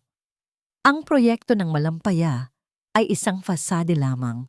Mayroong mga malalaking halaga ng pera na pumapasok at lumalabas ng walang malinaw na batayan. Kailangan nating patunayan na ang perang ito ay mula sa ilegal na gawain. Paliwanag ko, itinuro ang ilang bahagi ng blueprint. Mula sa aking pagkakaintindi, may mga hidden accounts na ginagamit. Kailangan nating makuha ang access sa mga iyon. Kumunot ang noo ni Inigo. Ang financial records ng isang kumpanyang tulad ng Valderrama ay halos imposibleng makuha ng walang court order. At para magkaroon tayo ng court order, kailangan natin ng sapat na preliminary evidence. Iyan ang problema, sagot ko. Kaya kailangan nating gumamit ng kanilang sariling taktika. Ang paglalabas ng isang bagong proyekto, isang opportunity na hindi nila kayang tanggihan, isang bagay na maglalantad sa kanilang tunay na intensyon. Tinitigan niya ako. Ang kanyang mga mata ay nagbabasa ng bawat detalya sa aking ekspresyon. Anong iniisip mo? Ibinaba ko ang lapis. Isang bagong proyekto. Isang port development sa Palawan din. Ngunit hindi ang malampaya. Isang legitimate na proyekto. Ngunit may mga features na akma sa kanilang modus operandi. Mga loopholes. Mga bahagi na madaling manipulahin. Sila mismo ang gagawa ng pagbubukas para sa atin. Ang ideya ay mapanganib. Isang dobleng laro. Ngunit ito ang tanging paraan para mahuli sila sa kanilang sariling bitag. Ang aking kaalaman sa arkitektura ay hindi lamang tungkol sa pagbuo ng mga gusali. Ito ay tungkol din sa pag-unawa sa mga estruktura, sa mga koneksyon, sa mga kahinaan. Ang kanilang ego, Inigo, iyan ang ating sandata. Sabi ko, ang aking tinig ay puno ng tiwala. Ang kanilang pagnanais na maging pinakamayaman, pinakamakapangyarihan. Kapag may nakita silang mas malaking kita, mas madaling paraan para kumita, hindi sila magdadalawang isip. Nagsimula kaming bumalangkas ng mga posibleng sitwasyon ng mga pwedeng mangyari. Ang bawat detalye ay pinag-usapan namin. Bawat posibleng panganib ay binalanse. Habang nagpapatuloy ang araw, naramdaman ko ang pagiging buhay ko muli. Ang pakiramdam ng pagiging produktibo, ang pakiramdam ng pagiging Zinia Evangelista, ang arkitekto. Hindi ang Mrs. Valderrama. Ang ilaw sa labas ng opisina ay dahan-dahang naglaho, napalitan ng dilim ng gabi. Ang mga ilaw sa syudad ay nagsimulang magliwanag, tila mga bituin sa lupa. Naramdaman ko ang pagod sa aking katawan, ngunit ang aking isipan ay gising na gising. May isa pa akong kailangan, Inigo, sabi ko. Kailangan kong makakuha ng kopya ng lahat ng contract documents mula sa orihinal na Malampaya Project ng Valderrama. Ang mga detalye ng bidding process ng mga subcontractor, lahat ng nakaraang transaksyon, kailangan kong maunawaan ang kanilang buong system. Umiling si Inigo. Iyon ang pinakamahirap. Ang lahat ng yun ay tightly controlled. Walang labas na access. Pero merong paraan, sabi ko. Ang isang ideya ay nagsimulang mabuo sa aking isipan. May isang tao sa loob ng kumpanya na matagal ko nang pinaghihinalaan. Ang secretary ni Rovand, si Miss Anya de la Cruz. Madalas siyang lumapit sa akin noon, nagtatanong tungkol sa mga maliliit na detalye ng mga proyekto. Palagi siyang naghahanap ng mga labis na impormasyon. Tinitigan ako ni Inigo. Ang kanyang mga mata ay puno ng pagdududa. Ibig mong sabihin, kailangan mong kausapin siya. Masyado itong mapanganib, Zinia. Ngumiti ako. Isang ngiting hindi nakarating sa aking mga mata. Wala nang mas mapanganib pa sa pagiging isang inosenteng Zinia Valderrama. Inigo. Sa tingin ko, si Miss Anya ay hindi tapat sa kanila. At mayroon akong pakiramdam na handa siyang tumulong, basta't alam niya kung sino ang tunay na kalaban. Inilapag ko ang isang lumang business card sa mesa. Card ni Anya, ang kanyang contact number. Huwag kang mag-alala, Inigo, sabi ko. Napakadali lang manipulahin ang mga taong may bahid ng kasakiman. Ang kailangan lang ay tamang pain. At sa pagkakataong ito, ang pain ay ang katotohanan. Habang papauwi ako sa maliit na apartment, ang mga ilaw ng syudad ay tila hindi na nagpapakita ng kalungkutan, kundi ng mga posibilidad. Ang mundo ay isang malaking chessboard. At ako, si Zinia Evangelista, ay handa nang ilipat ang aking unang pyesa. Ang laro ay nagsisimula pa lang. Ang malamig na kape sa aking kamay ay halos hindi ko na nararamdaman ang lamig. Nakaupo ako sa isang sulok ng isang abalang coffee shop sa labas ng sentro ng Makati, malayo sa anumang anino ng Valderrama. Ang aking mga mata ay nakatutok sa pintuan, naghihintay. Ang bawat tao na pumapasok ay aking sinusuri, nagbabaka sakali. Ang mga tao sa paligid ay nagbubulungan. Ang ingay ng kanilang mga boses ay tila isang malaking pukyutan sa aking pandinig. 10 minuto bago ang aming itinakdang oras, pumasok si Anya de la Cruz. Siya ay payat, ang kanyang mga mata ay malaki at puno ng pag-aalala, at ang kanyang mga kamay ay mahigpit na nakahawak sa kanyang shoulder bag. Minsan ko na siyang nakasama sa ilang business lunch ni Rovand. Siya ang tipo ng tao na laging nasa likuran, tahimik na nagmamasid, ngunit ang kanyang mga mata ay laging nakakakita ng lahat. Kumaway ako. Ang kanyang mga mata ay lumaki sa pagkagulat nang makita ako, ngunit lumapit siya sa aking mesa. Ang kanyang mga hakbang ay mabagal at maingat. Ma'am Zinia, bungad niya. Ang kanyang boses ay isang mahinang bulong. Kumusta po kayo? Ngumiti ako, isang nangiting bahagyang mapait. Sa tingin mo ba, Anya, ayos lang ako matapos akong itaboy ng aking asawa at biyenan sa harap ng buong mundo? Napakayuko siya. Ang kanyang mukha ay puno ng hiya. Pasensya na po, ma'am. Hindi mo kasalanan, Anya. Sabi ko, itinuro ang silya sa kanyang harapan. Maupo ka. Kailangan nating mag-usap bilang mga babae, bilang mga taong naging biktima ng kasakiman ng Balderrama. Umupo siya, ang kanyang katawan ay bahagyang matigas. Ipinagtimpla ko siya ng kape at itinulak ito patungo sa kanya. Ang init ng tasa ay tila nagbigay ng kaunting ginhawa sa kanyang nanginginig na mga kamay.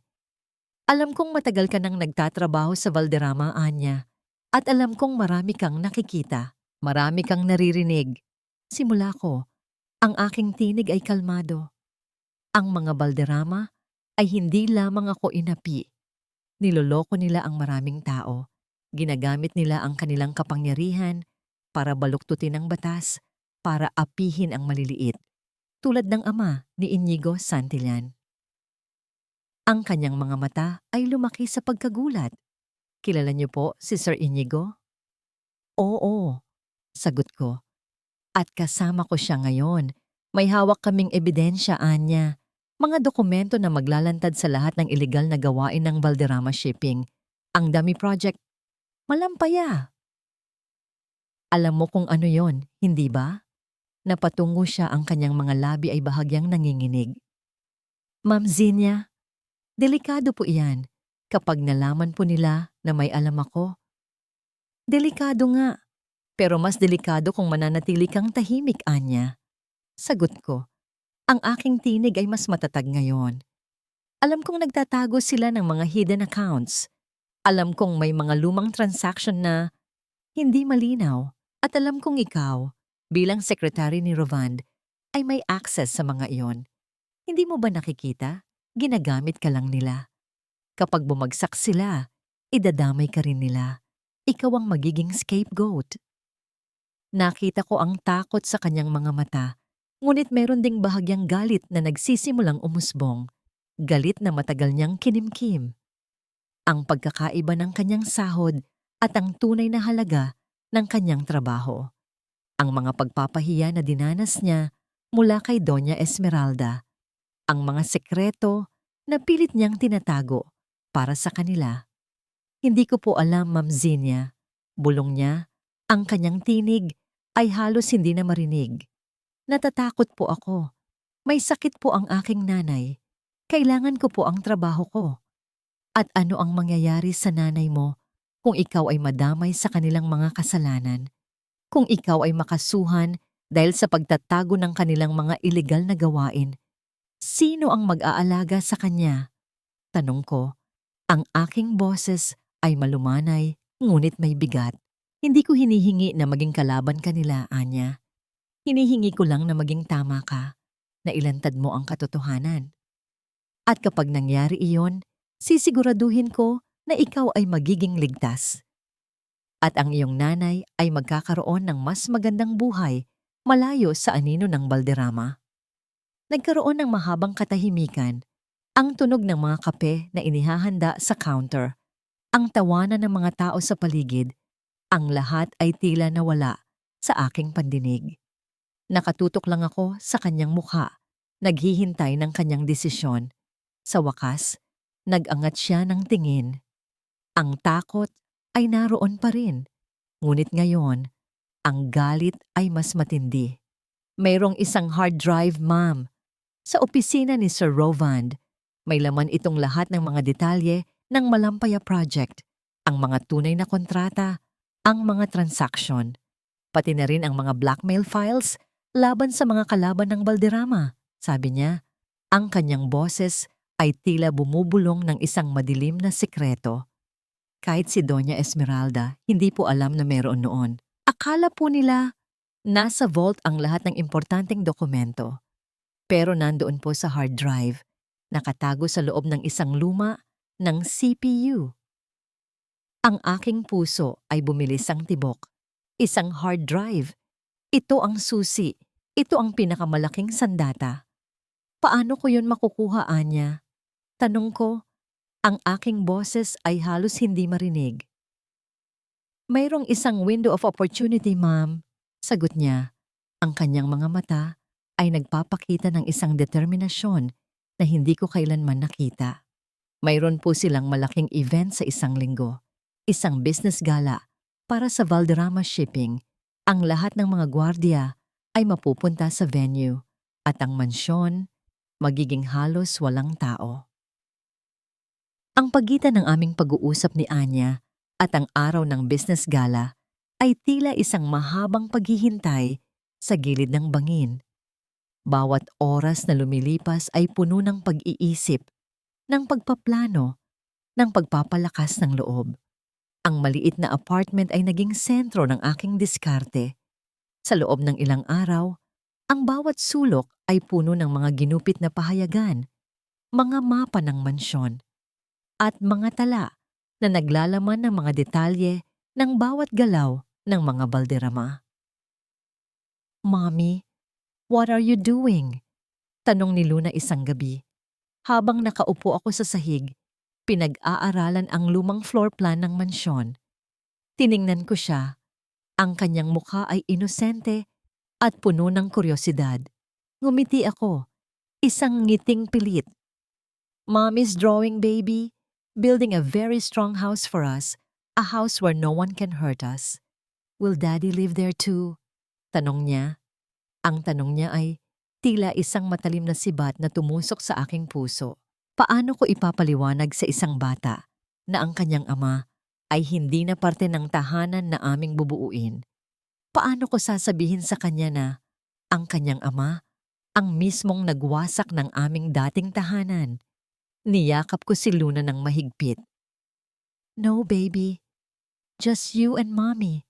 And Manang Belen, if she wants to come with us. Ang aking desisyon ay malinaw. Hindi ako magpapatawad. Hindi pa ngayon. Ang bawat sugat na idinulot nila sa akin at kay Luna ay hindi madaling maghilom. Sa bawat gabi, habang tulog si Luna, sinasanay ko ang aking sarili. Sinusuri ko ang bawat posibleng paraan ng pagpasok at paglabas sa mansyon. Ang mga lumang pasikot-sikot na alam ko. Ang mga bintanang madalas nakabukas sa kusina ng mga katulong. Ang mga likurang pinto na madalas pinanggagalingan ng mga hardinero. Naisip ko ang amoy ng luma ng halaman, ang malamig na simoy ng hangin sa gabi.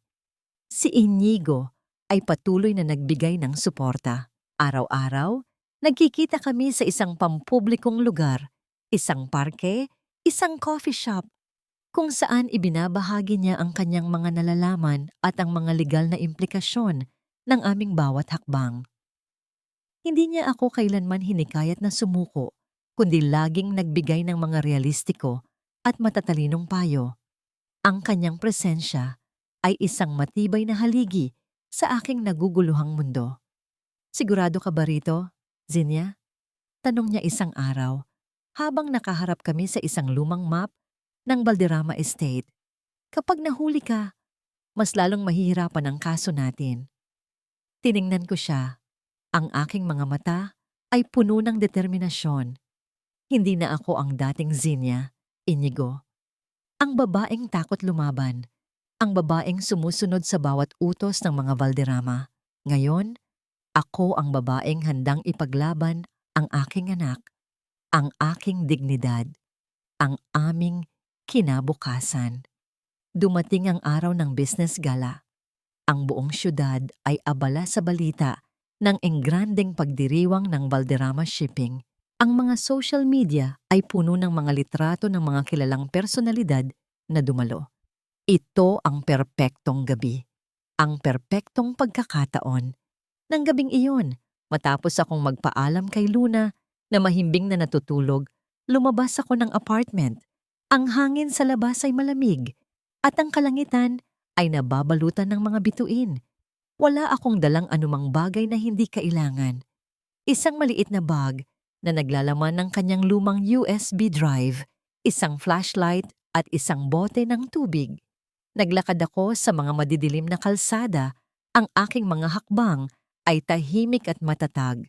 Ang mansyon ng Valderrama ay tila isang dambuhalang natutulog. Ang mga ilaw nito ay bahagyang nakabukas lamang, nagbibigay ng kakaibang liwanag sa madilim na bakuran. Ang mga gwardiya ay wala sa kanilang karaniwang pwesto. Marahil ay abala sa gala. Narating ko ang likurang bahagi ng hardin, ang dating daanan ko patungo sa aking studio. Ang mga baging na bumabalot sa studio ay tila nagsilbing aking disguise. Ang katahimikan ay nakabibingi, maliban sa mahinang tunog ng mga dahon na nililipad ng hangin. Bawat dahon na gumalaw, bawat anino na gumapang, ay nagpapabilis ng tibok ng aking puso. Ngunit nanatili akong kalmado.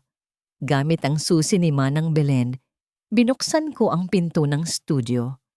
Ang amoy ng alikabok at luma ng papel ay sumalubong sa akin. Isang kakaibang pakiramdam ang bumalot sa akin.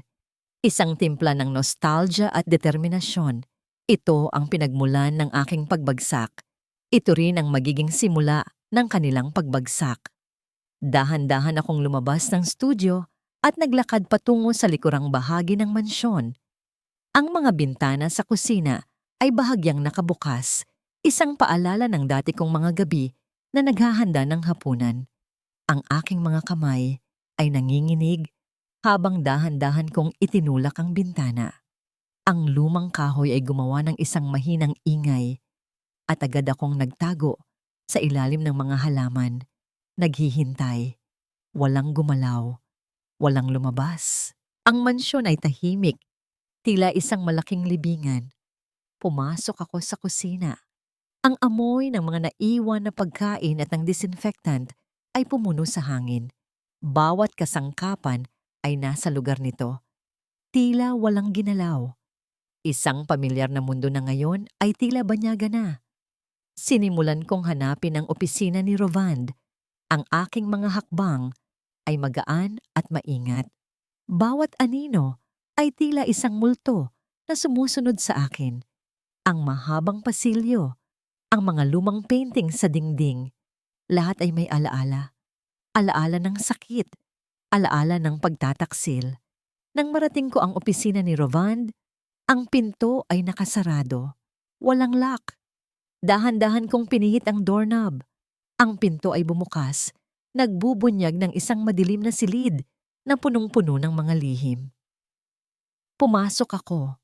Ang amoy ng sigarilyo at mamahaling pabango ni Rovand ay bumalot sa akin. Naramdaman ko ang paglamig ng aking mga braso. Ngayon na. Ngayon ko hahanapin ang hard drive. Nagsimula akong maghanap. Ang aking mga kamay ay sinasalat ang bawat sulok ng kanyang opisina. Bawat drawer, bawat estante.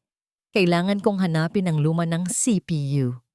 Ang hard drive, ang ebidensya na sisira sa kanilang imperyo. Ngunit habang abala ako sa paghahanap, isang mahinang tunog ang narinig ko mula sa labas ng opisina. Isang tunog na tila mga yapak. Ang tunog ng mga yapak sa labas ng opisina ay tila nagpabagal sa pag-ikot ng mundo. Ang aking puso ay bumilis ang tibok at naramdaman ko ang paglamig ng aking mga palad. Agad akong nagtago sa likod ng malaking cabinet na puno ng mga lumang business awards ni Rovand. Ang aking katawan ay bahagyang nakakubli sa dilim. Pinilit kong pigilan ang aking hininga. Ang bawat paglabas nito ay tila isang ingay na sapat na para ibunyag ang aking presensya. Ang tunog ng mga yapak ay lumapit at pagkatapos ay huminto sa tapat ng pintuan. Narinig ko ang mahinang pagpihit ng doorknob. Ang pinto ay dahan-dahang bumukas. Ang liwanag mula sa pasilyo ay sumilip sa loob, lumikha ng isang mahabang anino sa sahig. Isang lalaki, nakasuot ng uniforme ng security guard, ang sumilip sa loob. Inilibot niya ang kanyang paningin sa paligid. Ang kanyang mga mata ay nananatili ng ilang saglit sa pwesto kung saan ako nakatayo kanina. Naramdaman ko ang pagtindig ng mga balahibo sa aking braso. Ngunit nanatili akong matatag, walang galaw, tila isang bahagi ng cabinet. Pinilit kong isipin ang mukha ni Luna, ang kanyang payapang pagtulog. Iyon ang nagbigay sa akin ng lakas para labanan ang takot. Pagkatapos ng ilang sandali, na tila isang buong habambuhay, ang gwardiya ay bahagyang umiling, tila walang nakita. Dahan-dahan niyang isinara ang pinto. Ang tunog nito ay tila isang malaking ginhawa sa aking mga tainga. Narinig ko ang kanyang mga yapak na papalayo, unti-unting lumabo hanggang sa tuluyan nang nawala. Nakahinga ako ng malalim. Ang aking mga kalamnan ay nananakit mula sa matagal na pagpigil. Ang panganib ay lumipas, ngunit ang aking paghahanap ay hindi pa tapos. Kailangan kong bilisan. Wala na akong masyadong oras. Muling sinimulan ko ang aking paghahanap. Ang aking mga kamay ay sinasalat ang bawat sulok, ang mga drawer ng mesa, ang mga estante ng libro. Sa wakas, ang aking mga mata ay napadpad sa isang lumang CPU unit na nakatago sa ilalim ng desk ni Rovand. Halos nababalutan na ng alikabok. Ito ang sinasabi ni Anya. Isang luma ng CPU. Dahan-dahan akong yumuko. Sinuri ang unit. Mayroong isang USB port sa likuran. Kinuha ko ang aking maliit na USB drive mula sa aking bag. Ang aking mga daliri ay nanginginig habang dahan-dahan kong isinasaksak ito sa port. Ang maliit na ilaw sa USB ay umilaw. Isang senyales na ito ay gumagana. Sinimulan kong mag-transfer ng files. Ang bawat sandali ay tila isang buong oras. Ang screen ng CPU ay nagpapakita ng mga pangalan ng files na dahan-dahang lumilipat sa aking USB. Ang mga pangalan ay pamilyar: Malampaya, Valderrama Holdings, De La Rosa Construction.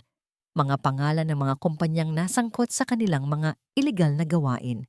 At pagkatapos, nakita ko ang folder na may label na Personal Files, Rovand V. Sa loob noon, mayroon ding folder na may label na Marisol. At sa ilalim nito, isang folder na may label na Various Accidents at Settlements. Alam kong ito ang mga ebidensya ng kanilang mga krimen. Habang naglilipat ng files, naramdaman ko ang pagbigat ng aking puso. Ito ang katotohanan. Ang madilim na bahagi ng kanilang imperyo na matagal nang itinago. Ang mga buhay na sinira nila. Ang mga pangarap na kanilang winasak. Hindi na ito tungkol sa akin at kay Rovand. Ito ay tungkol sa isang sistema ng korupsyon na kailangan ng matapos. Nang matapos ang paglilipat ng files, maingat kong tinanggal ang USB drive.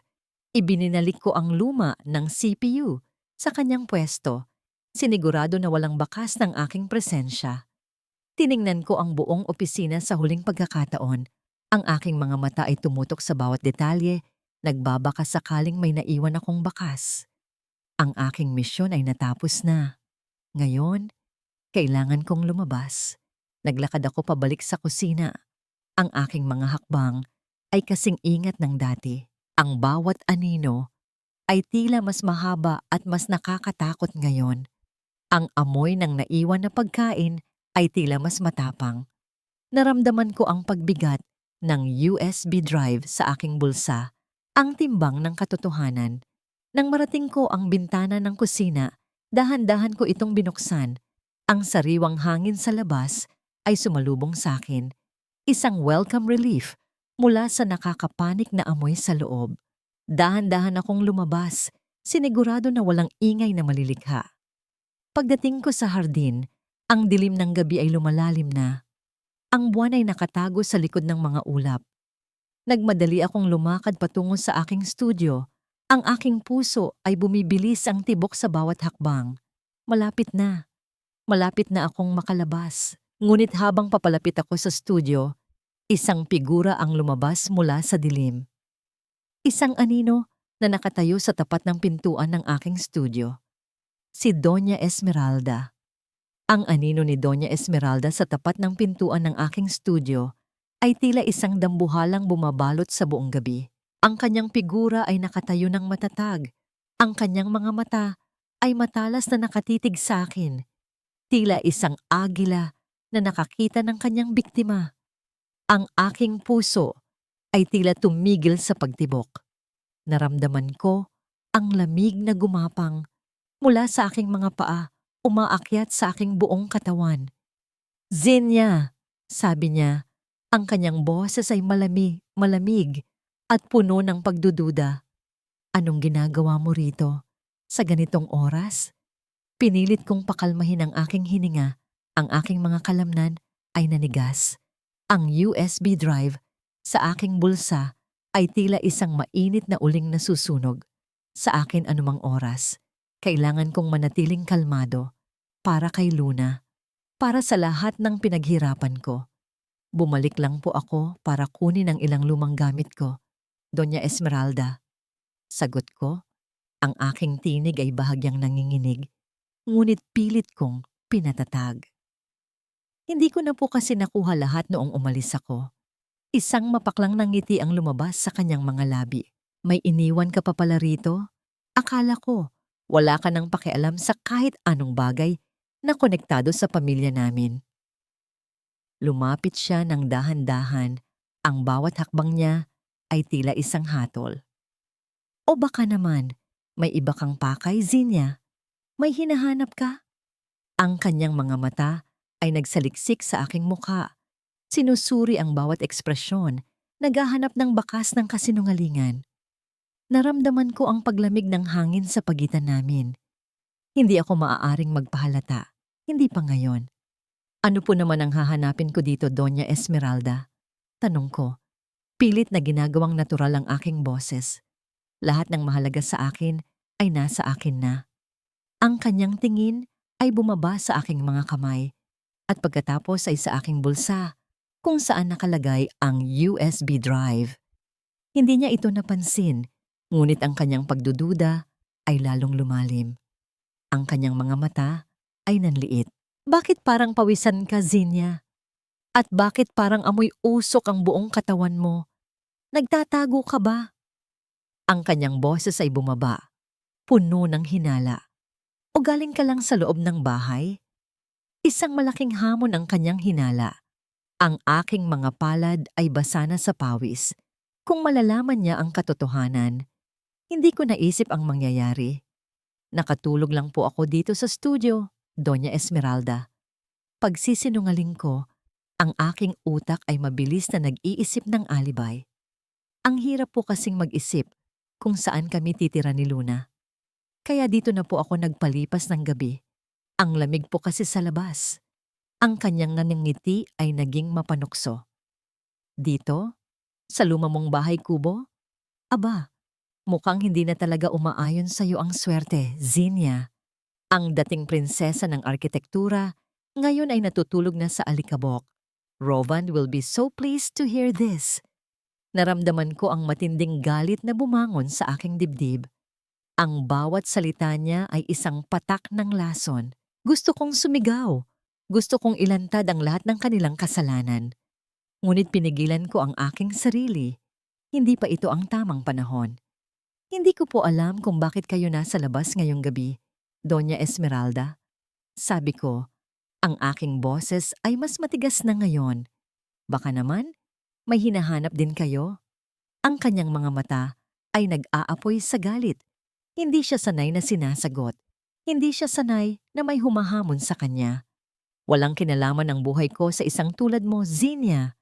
Sigaw niya. Ang kanyang boses ay tila isang matalas na hagupit. Umalis ka na. Umalis ka na sa pamamahay na ito. Huwag ka nang magpapakita sa amin kailanman. Makakaalis po ako, Doña Esmeralda. Sabi ko, ang aking tinig ay kalmado na ngayon at puno ng kakaibang tapang. Pero hindi na ako babalik. At sisiguraduhin kong sa susunod na magkikita tayo, hindi na ako ang babaeng lumuluhod sa inyong paanan. Ako na ang babaeng babawi sa lahat ng kinuha ninyo sa akin. Ang kanyang mukha ay namutla sa galit. Nagulat siya sa aking pagbabago. Mula sa isang mahina at malumanay na babae, ako ngayon ay nakatayo ng matatag. Ang aking mga mata ay nakatitig sa kanya ng walang takot.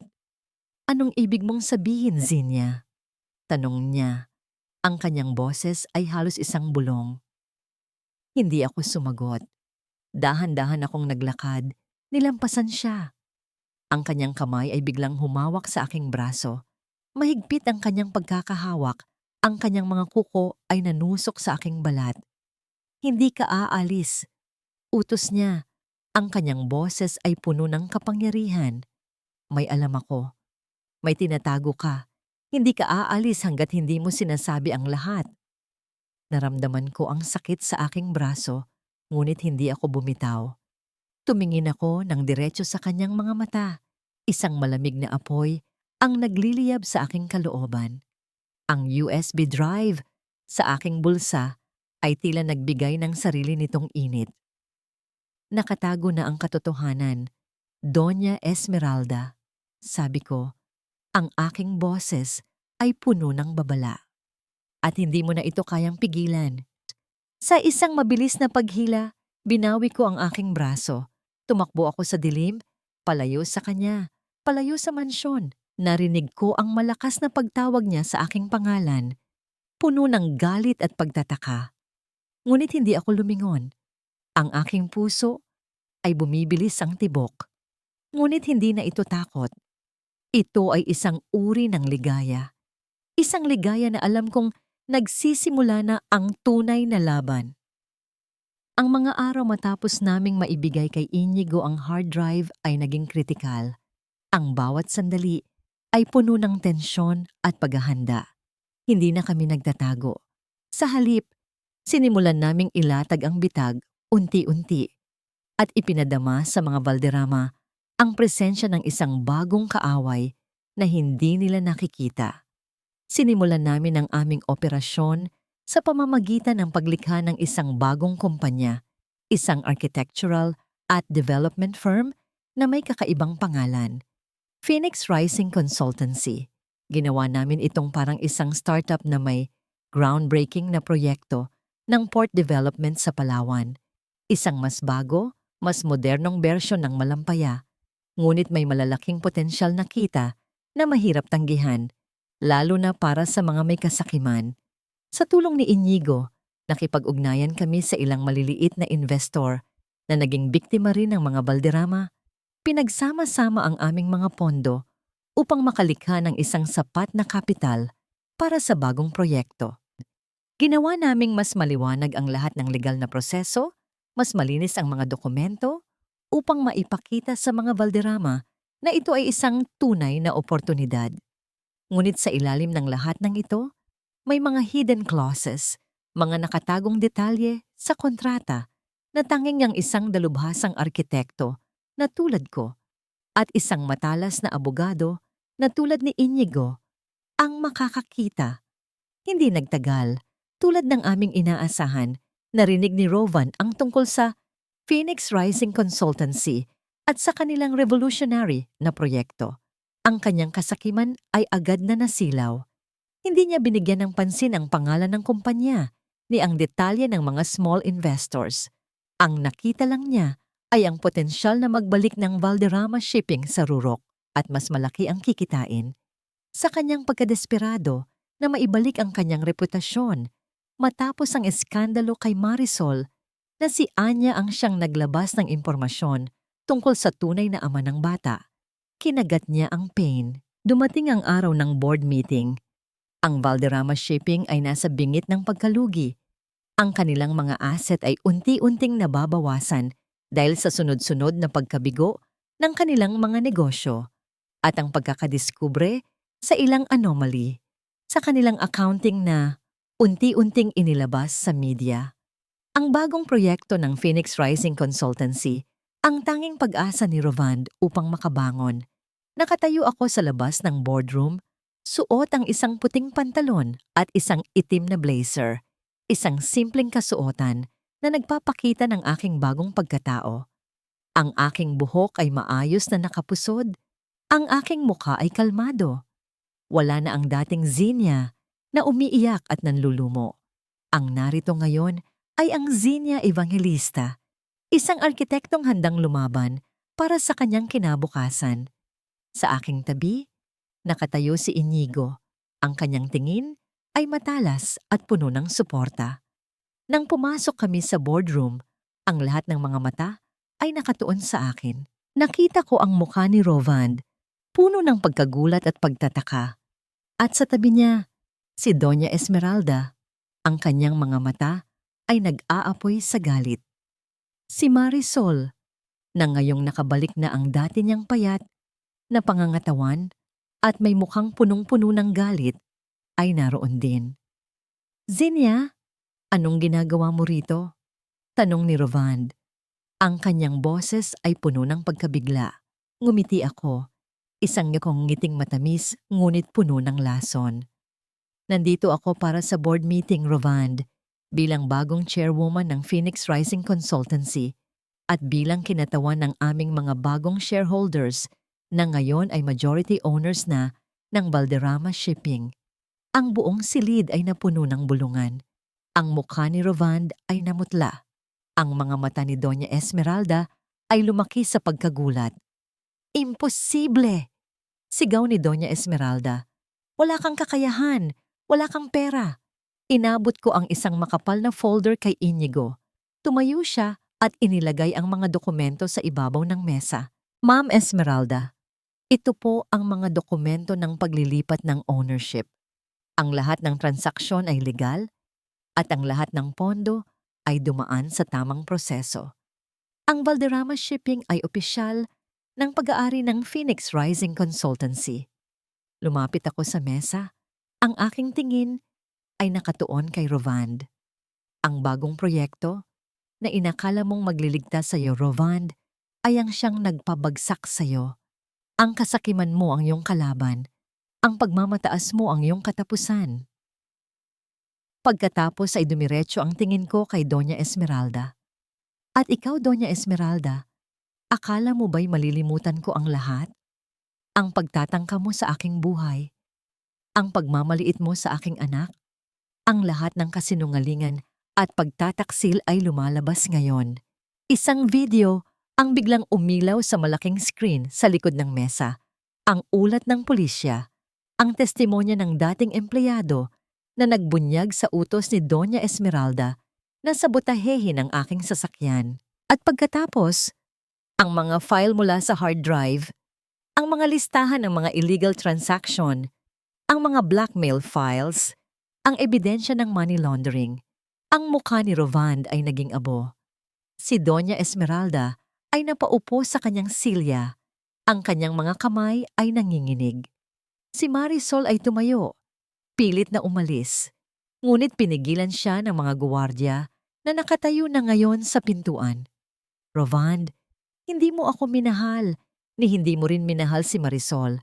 Ang minahal mo lang ay ang sarili mo at ang kasinungalingan ng iyong pangalan. Sabi ko, ang aking boses ay malumanay, ngunit puno ng kapangyarihan.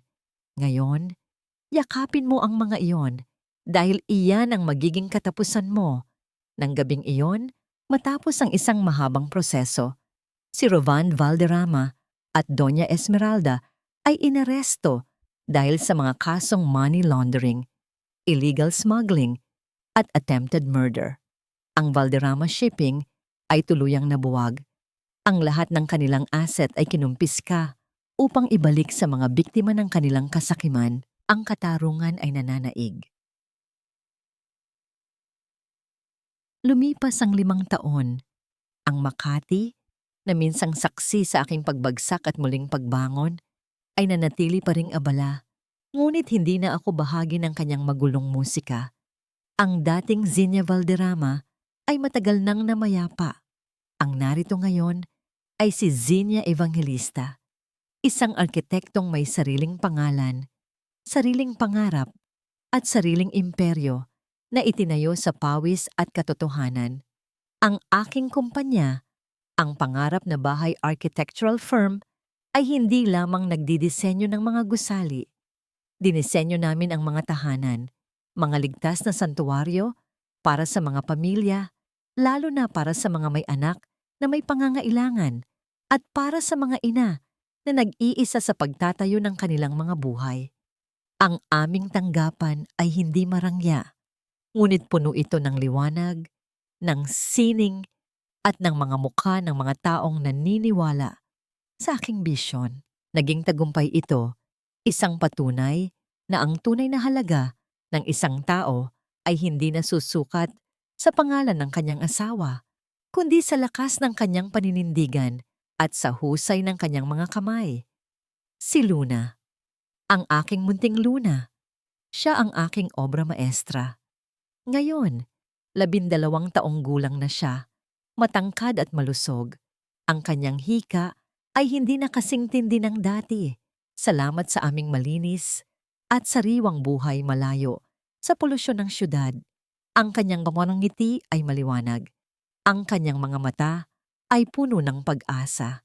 Mahilig siyang magbasa ng mga libro at mahusay sa pagpipinta. Namana niya ang hilig ko sa sining.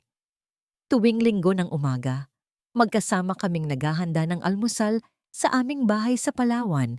Isang simpleng disenyo na ako mismo ang gumawa, na may malalaking bintana na nakaharap sa dagat. Ang amoy ng kape at bagong lutong tinapay ay pumupuno sa aming kusina. Ang simoy ng hangin mula sa dagat ay pumapasok, dala ang amoy ng asin at kalayaan. Ang bawat sulok ng bahay ay nagpapakita ng aking pagmamahal at pag-asa. Ito ang tahanan na aking binuo para sa kanya, para sa aming dalawa. Si Manang Belen ay kasama namin. Siya ang aking kanang kamay sa bahay at ang pinagkakatiwalaan kong tagapangalaga ni Luna. Ang kanyang mga mata ay puno ng kagalakan tuwing nakikita niya kaming masaya. Ang kanyang pagtitiwala sa akin ay hindi kailanman nawala. At iyon ay isang regalo na mas mahalaga pa kaysa sa ginto. Si Inigo Santillan ay naging isang matibay na kaibigan at legal counsel ng aking kumpanya. Patuloy siyang lumalaban para sa katarungan at madalas kaming nagkikita para sa mga business meetings. Ang aming relasyon ay nanatiling profesional, puno ng paggalang at isang matatag na pundasyon ng suporta. Wala kaming ipinangakong romansa at hindi rin iyon ang hinahanap ko. Ang aking puso ay puno na ng pagmamahal para kay Luna at sa aking bagong layunin. Ang mga Valderrama, si Rovan at Doña Esmeralda ay kapwa na kulong. Ang kanilang imperyo ay tuluyang nabuwag. Ang lahat ng kanilang asset ay kinumpiska.